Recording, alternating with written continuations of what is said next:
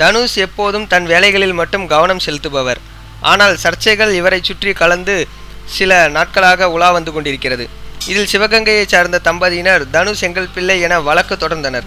இதைத் தொடர்ந்து தனுஷ் மதுரை நீதிமன்றத்தில் ஆஜரானார்.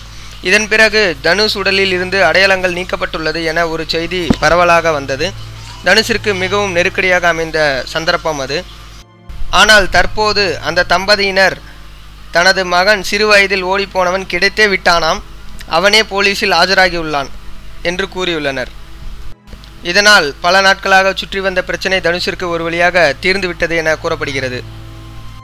இதைத் தொடர்ந்து மதுரை தம்பதியினர் கூறும் பொழுது, எங்களது மகன் கிடைத்து விட்டான் என்ற சந்தோஷம் எங்களுக்கு மிகவும் மகிழ்ச்சியாக உள்ளது, இவனே போலீசில் ஆஜராகியுள்ளார் என்பது குறிப்பிடத்தக்கது. இதனால் ஒரு வழியாக நிம்மதியாக இருக்கிறார் தனுஷ். மேலும் இது மாதிரி நியூஸ் தெரிஞ்சுக்கணுன்னா கீழே உள்ள ரெட் கலர் பட்டனை கிளிக் பண்ணி நம்ம சேனலை சப்ஸ்கிரைப் பண்ணுங்கள். இந்த வீடியோவை லைக் பண்ணுங்கள், ஷேர் பண்ணுங்கள். நன்றி, வணக்கம்.